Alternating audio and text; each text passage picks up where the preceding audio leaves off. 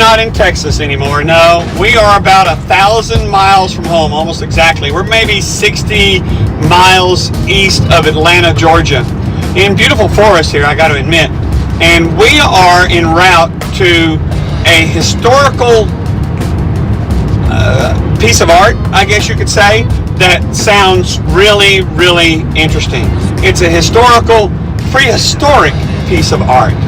And I can't wait to see it. Why don't you come with us?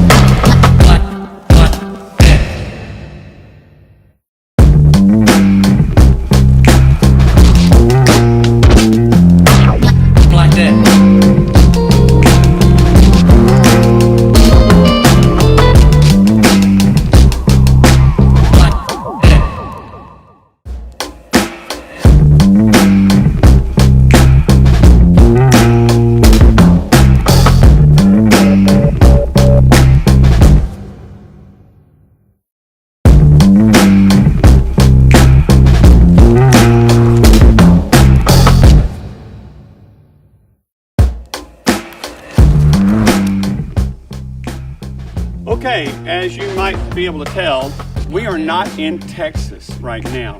We are about 60 miles east of Atlanta, Georgia, in Putnam County, I believe. It is a site that I think is fascinating. This is the Rock Eagle Effigy Mound site. Now, there are two effigy mounds like this. Both of them are birds. One's called Rock Hawk Effigy Mound, the other one's the Rock Eagle Effigy Mound. We're at the Rock Eagle Effigy Mound. It is the better of the two with regard to be able to just look at it and go, wow, look at that, that's an eagle, okay? The other one, the hawk, you go, wow, look at that, okay, yeah, I think I can see it, yeah. But they're built, appear to be by the same people.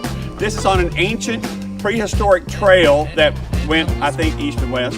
And they're guessing that these things were built maybe 2,000 years ago. There have been different theories on how long ago they were built, but they've settled on somewhere around 2,000, and just as a rough number. We're gonna go up and we're gonna see it from above here in just a second. I'm gonna tell you just a little bit more about it, but really there's a sign behind me here that's got all kinds of information about it. We're gonna make a picture of it and put that with this podcast, but it's a fascinating place. Now, I'm going to tell you a little bit more about my thoughts on it. They think that it was used for some type of ritual. Perhaps it was, but that doesn't matter to me, and I'll tell you why in a little bit. But we're going to go ahead and go up the top of this tower and look at it.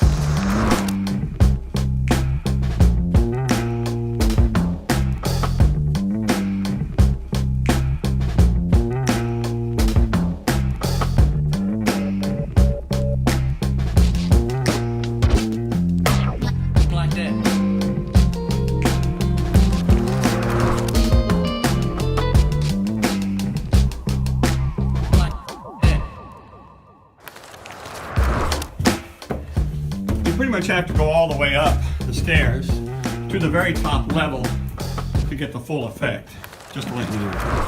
If you look closely, you can see the head of the eagle facing to the left and the wings, and then we'll scroll down, you can see the tail.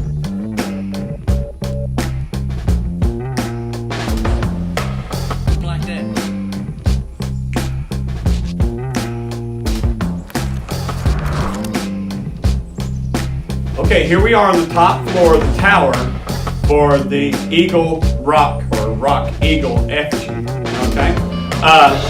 Videos hardly do it justice, or photos, but they think, and they being archaeologists and people who have poked around and examined things, by the artifacts that they've discovered, which include some arrow points and some other things that are obviously made by man,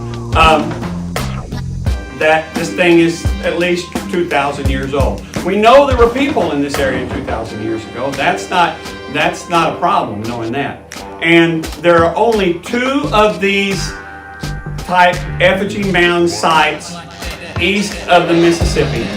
and both of them are right in this county. One's a hawk, one's an eagle, or at least that's what they call them.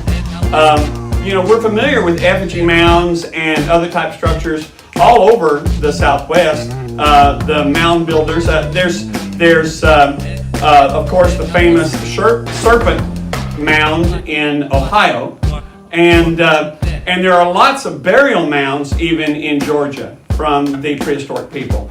But these are the only two effigy mounds for sure that they discovered east of the Mississippi. And to me, that makes it quite interesting, especially since they're so very close to each other. Now, like I said, they, being experts or archaeologists or whoever, like to think that this had some type of importance or some type of purpose, either religious or ceremonial or something like that. And maybe it did, maybe it didn't, I don't know, and I don't care. A friend of mine did a TED Talk by the name of Bill Lively. He was my first band director. Actually, he's Dr. Bill Lively, and he talked about art. He was Dean of Music or Art, something like that at SMU, and he is a very sharp guy. And he likes to travel all over the world and summit these famous mountains like Mount Kilimanjaro or Mount Fuji and a whole bunch of others. He really likes mountains. But he does it not just for the mountains, but also for the cultures that he gets to see and experience. And he talks in his TED Talk about when he came down from Mount Kilimanjaro, here were all these civilizations around the base of Kilimanjaro, different tribes and things like that, and every one of them were engaged in art for art's sake. They all played music, they all made some kind of art. And he says that art is an important part of the human existence. It's something we all have inside of us that we desire to do. You put a toddler on the beach with a stick, he's going to start drawing things in the sand. It's part of the human condition. And I believe that a lot of the prehistoric art that we see, that a lot of people think have some type of mystical or ceremonial significance, might just be art. Might just be, hey, Mom, look what I drew. Look what I built. And then somebody else says, oh yeah, I can do one of those and I can do it bigger. The first thing that toddler on the beach will do will be draw something in the sand, and then he'll realize he's got this giant canvas, and he'll go over there and he'll draw it again, only bigger. And the next kid will go, oh yeah, and make it even bigger. He's not doing it so airplanes or God or aliens can see it. He's doing it because that's part of human nature. It just is. I recently saw a drawing of Fort Griffin, Texas, that an officer who was an artist who was stationed there drew. It's beautiful. It shows the way the tents and everything were laid out, and he did it from as though he was 200 feet in the air looking at it from an angle. He just called it a bird's eye view. Now, of course, in 69, there was no way probably for him to get up there and draw it that way. He did it by using his imagination of what it would look like from that aerial view. And you know how a pencil drawings or charcoal drawing can sometimes look really good. They can look almost like photographs. Well, this is a great picture that he did. It looks really nice, really detailed, and yet he had no way to see it from that perspective. Well, I think people do art, much like Bill Lively does, that they do art because it's part of our existence.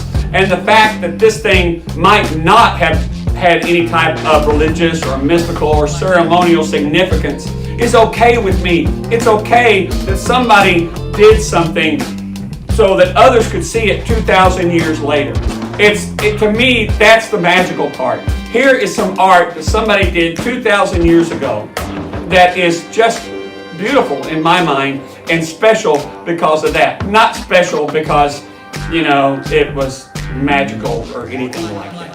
Okay? So, I hope you get a chance to see this. I only recently discovered that this place existed.